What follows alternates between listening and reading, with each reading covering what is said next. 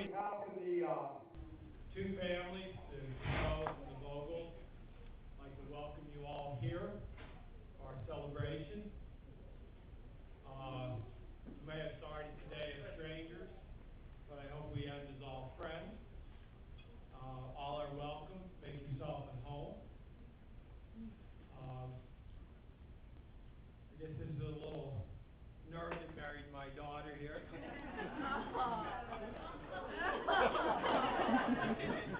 Right? Mr. Jeremy.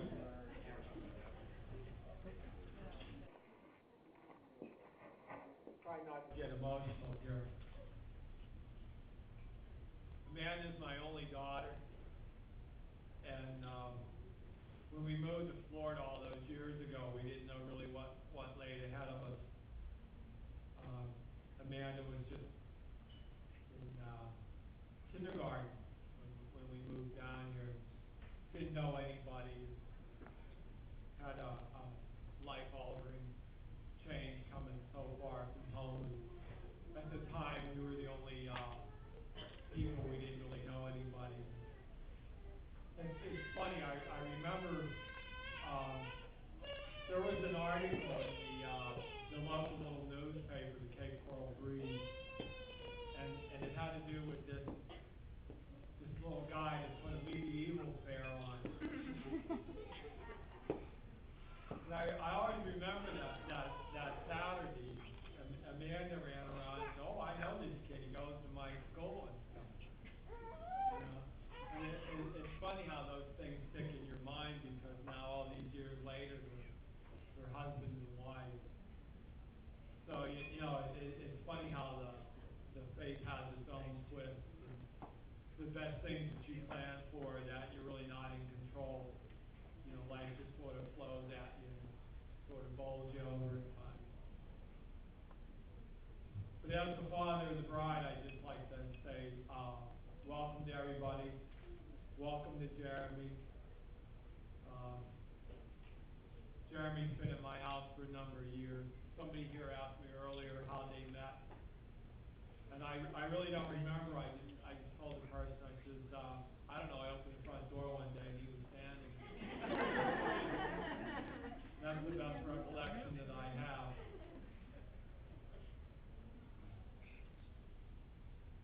That is swim meet. There we go, it's a swim meet. Jeremy was a swimmer. Well, welcome all. I know there's some other toasts, and before I end, we have some grandparents here that I like to give a little bit of acknowledgement to. Jeremy has his grandmother and grandfather. They're from Ohio. That's Chuck and Cheryl Gazo. They're running around. There they are, over there. He has great-grandparents that unfortunately are snowbirds, and they couldn't make the trip. So we pay special thanks to them even in their absence. Then Amanda has her two grandmothers. Her grandfathers have gone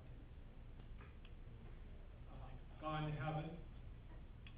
But her grandmothers are here. Dorothy Jones, she's sitting there at the table with us. And then my mom is right at the next table. That was a special effort to get those two grandmothers here. So one big happy family. Welcome all, and enjoy your night. Thank you.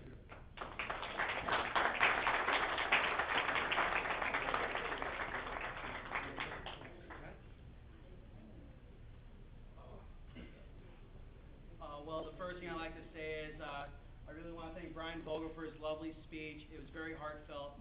And also, this is all Brian and Don is doing, so I think we should all give them a round of applause right now.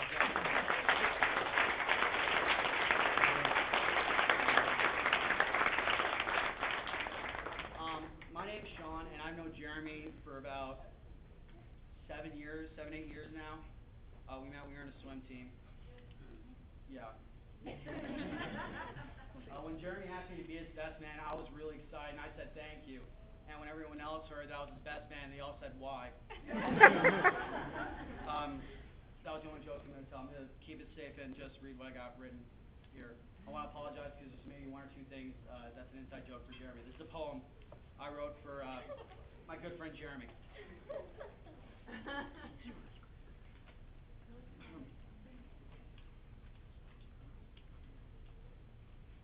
All right. When we first met, it was about 6 at night.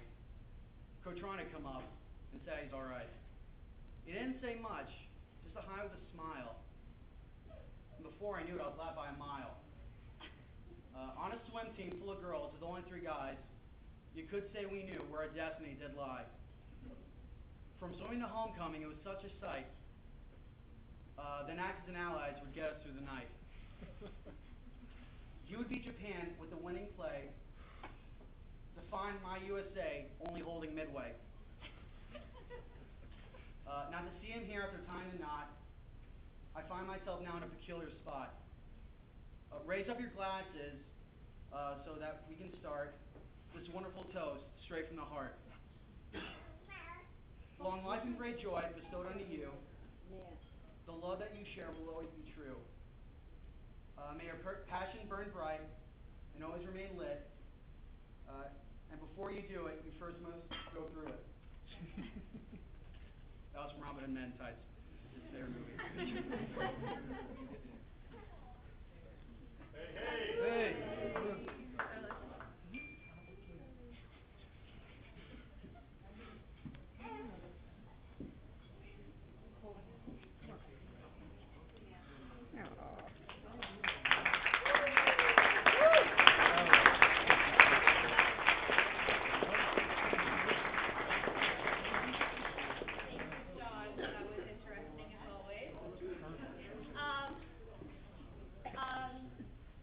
Well, I'm sorry, I'm stuttering. I can't believe my best friend is getting married. I know. I've been saying it for so many months now. It's past tense. I can't handle it. Well, there's no story that I can make up or funny joke that I can tell that's quite sweeter than Amanda and Jeremy's real story. So I thought I'd share with you, if you don't all already know, the story of when they got engaged. They were at Disney World, Disneyland, whatever, and they had spent the whole day walking through the park, and it was starting to drizzle a little, and Amanda was tired, and it was raining a little, and she said, oh, Jeremy, maybe we should go, and he kept wanting her to stay, and she said, okay, just a little longer. And they were walking through the streets of Disney, and she said, we should come back at winter time when it's all decorated. Disney's so romantic. Don't you think it would just be wonderful if a couple fell in love and got engaged at Disney? Well, little did Amanda know that Jeremy had been planning to ask her to marry him that very night. So there on the bench in Disney, he got on a knee, and he asked Amanda to marry him. And she said yes. And it is for them that we are here today. So let's raise our glasses and wish Amanda and Jeremy all the happiness that life can bring.